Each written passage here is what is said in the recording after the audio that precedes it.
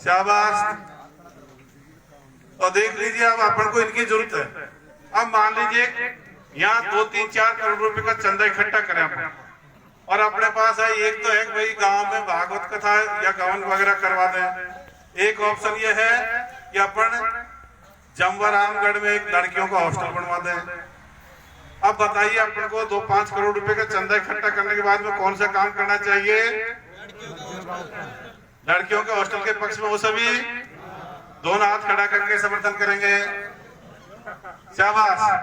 देखो मैं जगह जगह जाता हूँ, 12वीं तक अपने लड़के लड़की सब बराबर से पढ़ रहे हैं, लेकिन जैसे ही कॉलेज में जाते हैं तो लड़कियों को अपन क्यों, कॉलेज हर गांव में होता नहीं है, गांव गांव में तो किसी न किसी कस्बे में होता है। फिर अपने घर वाले डरते हैं कि हम लड़कियों को कैसे कमरे पे रखेंगे और कुछ बात हो जाएगी, हमको नीचा देखना पड़ जाएगा, तरह तरह की बातें सोचते हैं। और हमारी लड़कियां आमतौर पर प्राइवेट की तरह पढ़ती है, भले वो एडमिशन ले लेंगी लेकिन वहाँ क्या तय कर लेते हैं कॉलेज वाले, भाई इसकी जो जितनी स्कॉलरशिप आएगी उसको रख लेंगे, इसको आने की जरूरत अब कॉलेज में नहीं पड़ेगी। तो बिना कॉलेज जाए लड़का हो चाहे लड़की, उसका नॉलेज ज्यादा बढ़ता नहीं है, क्योंकि वह एक दूसरे से तरह तरह के बच्चों से संपर्क में आते हैं, एक दूसरे से सीखते हैं, तो वो सीख नहीं पाते। इसलिए अपन को जगह जगह, चाहे आंधी हो, चाहे जमवारामगढ़ हो, चाहे जयपुर हो, चाहे इधर दौसा हो, जगह जगह अपन को लड़कियों के बहुत हॉस्टल बनाने की जरूरत है, क्योंकि अपने लड़कियां बराबर की संख्या में जितने लड़के। इसी तरह से मान लीजिए किसी गांव में कोई एक लड़का बीमार हो गया, उसके ब्लड कैंसर हो गया और उस गांव में मंदिर भी नहीं है। अब मंदिर बनाने के लिए भी 10 लाख रुपए की जरूरत है, और उस लड़के का ब्लड कैंसर के इलाज के लिए 10 लाख रुपए की जरूरत है, और वो गरीब घर से लड़का है, इलाज कराने में असमर्थ है। तो बताइए गांव वालों को कौन सा काम करना चाहिए? शाबाश। अब यही करने की जरूरत है। अब जो लड़कों या अपने बच्चों ने ये लाइब्रेरी खोली है, तो इसी तरह से प्रेरित हो खोली। तो आपने देखा होगा पहले किसी के पास कितना भी पैसा था, लेकिन वो धार्मिक प्रोग्रामों में लगाता था, कभी इस तरह से लोगों के आपस की मदद की ध्यान ही नहीं आ रही। अब धीरे धीरे लोगों की सोच बदल रही है कि अपने बराबर के हमारे छोटे बच्चे, हम पढ़ लिख गए, हम बड़ों की जिम्मेदारी है कि अपने छोटे भाई बहनों के लिए जो गरीब कमजोर है उनकी मदद करें। इसी तरह से जो गांव में देवता भरते हैं लोगों के शरीर में, इनके भरता फरता कुछ नहीं है, ये अकेले में प्रैक्टिस कर लेते हैं, इसलिए फिर जैसे ही बाजा बाजा बजता है इनको तान आने लग जाती है, शरीर आने लग जाता है। अब क्योंकि मैं तो पुलिस में हूँ, तो क्या कहते हैं उनसे कहते हैं कभी पुलिस वालों के सामने कभी देवता क्यों नहीं आता, तो कहता साहब वो चमड़े की बेल्ट होती है इसलिए नहीं आता। अब मेरे पास कई ऐसे केस आए, जैसे मैं बीकानेर में था तो 4 मर्डर हो गए थे, पति पत्नी 2 छोटी 5 साल की 7 साल की लड़कियों को सोते हुए काट गया। तो उसकी एकदम मतलब बड़ा आंदोलन चला, वो फाइल मेरे पास सीआईडी से भी आई। मैं एक लेडीज को पूछताछ के लिए बुला के लाया, जून का महीना था, और दोपहर के टाइम में जैसे ही मैंने उसे पूछताछ चालू करी तो उसने देवी मैया अनाली, उसकी देवी मैया आती भी थी पहले से, तो जैसे ही उसने देवी मैया अनाई तो मुझे तो पता था, मैंने वहां चबूतरा था सीमेंटेड, एक सिपाही काम तो चबूतरे में खड़ा करता, दोपहर का टाइम था, 2 मिनट खड़े होते उसने मुझे हाथ जोड़ दिया, साहब मेरे कोई देवी मैया नहीं आती, मुझे छाया में ले लो। तो इनके कुछ नहीं आता। आपने कभी देखा कभी बड़े बड़े अफसरों के, बड़े बड़े नेताओं के देवता भरते देखे? अपने प्रधानमंत्री जी के बालाजी भर जाए तो पूरे देश का भला नहीं कर देगा, वो तो पूरे देश को ही चाहता है। अपने एमपी साहब कभी आए, उनके भैरू जी भरा के देखो, देखा आता है कि नहीं आता है, तो पूरे लोकसभा क्षेत्र का ही भला कर देगा। कभी कलेक्टर साहब के माता माई आना के देख लो।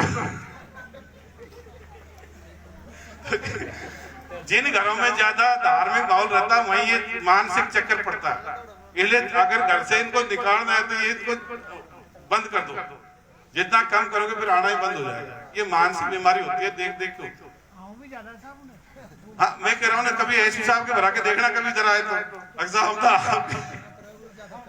आपके वो बालाजी बढ़ाना चाहते हैं, तो ऐसे कुछ भी नहीं आता, ऐसा ये मानसिक है, वो प्रैक्टिस कर लेते हैं। और कई बार जैसे बीमार होते हैं तो लड़के लड़कियां हिस्टीरिया या दूसरी मानसिक बीमारी हो जाती है, सिंड्रोम होते हैं कई तरह के, तो उसका इलाज कराते हैं। इसी तरह से ये जो पहले कहते हैं भूत जिन के किस्से, ये भूत जिन नहीं थे, उसका मैं आपको भेद खोल देता हूँ। एक गांव का आपको मैं जिंद का किस्सा बता देता हूँ। एक गांव में जिंद आता था। अब जिंद घरों में आता, रात को आता, अंधेरी रात में, और घी दूध भी खा जाता था, औरतों के साथ गलत काम कर जाता था। अब गांव में डर का वातावरण बैठ गया, तो सब लोग आज दिन छिपे अपने घर बंद करके सो जाए। एक दिन एक आदमी जगता है, पेशाब कर देखता है उसके घर की तरफ जिंद आ रहा है, तो वो घर के सामने उसने देखा मैं तो मेरी पत्नी के साथ इसको नहीं आने दूंगा, तो वो घर के आगे लठ ले खड़ा हो। जब जिंद नजदीक आया और उसने हाथ में लठ देखा तो जिंद उल्टा ही चला। अब चूंकि कहते हैं भूत जिंद उल्टे पैर चलते हैं, उल्टे पैर चला। उस आदमी की भी हिम्मत बढ़ी, वो भी उसके पीछे पीछे चला। वहां भैंस का खूंटा गड़ा हुआ था, उसमें जिंद का पैर अड़क गया, जिंद गिर गया, और जैसे ही जिंद गिरा उसने उसके 10-5 लठ फटकार दिया जिंद के, और जिंद पड़ा ही रह गया। और जिंद पड़ा रह गया तो वो जोर से चिल्लाया, घर वालों को और गांव वालों को बुलाया। तो सबने देखा यार जिंद पड़ा हुआ है, देखो तो सही जिंद होते कैसे, तो कि उजाड़ा करके लाओ। तो दिया लेकर के आए और पता लगा कि गांव का ही एक आदमी था जो काढ़ा तेल लगा के आता था। तो ये भूत जिंद कभी भी नहीं थे, चालाक टाइप के आदमी भूत जिंद बन जाते, किसी को ठोक पीट लेते, कोई दौर दस्तर की बदमाशी कर लेते। लेकिन अपने लोग भोले थे, उनके दिमाग में ये बात आती नहीं थी। वो बहम मतलब किसी देवता ने बता दिया, किसी के बुढ़ला ने, और उसी को सही मान लेते वे, तू बच गया, आज तो मार भी सकता था। तो इसलिए ऐसा कुछ है ही नहीं।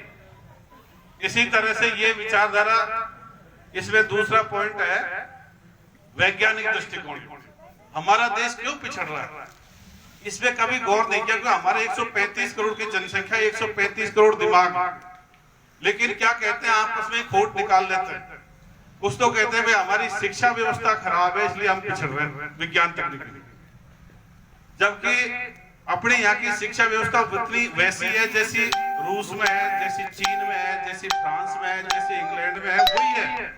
कैसे पता कि हमारा यहाँ से कोई बच्चा 12वीं पास किया और उसका यहाँ डॉक्टरी में सिलेक्शन नहीं हुआ, तो वो कभी रूस में जाके MBBS कर रहा है, कोई चीन में कर रहा है, कोई बेलारूस में कर रहा है।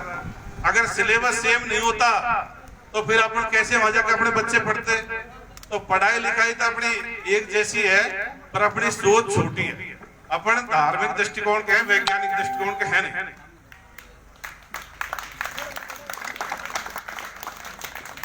वैज्ञानिक दृष्टिकोण का मतलब है कार्य कारण सिद्धांत को माना। भाई कोई भी घटना घटी तो उसका कार्य ढूंढने का प्रयास करना।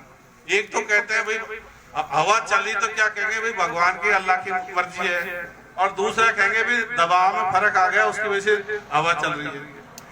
तो कार्य कारण सिद्धांत को मानना, उसकी गहराई में जाकर कारण को ढूंढना ही वैज्ञानिक दृष्टिकोण।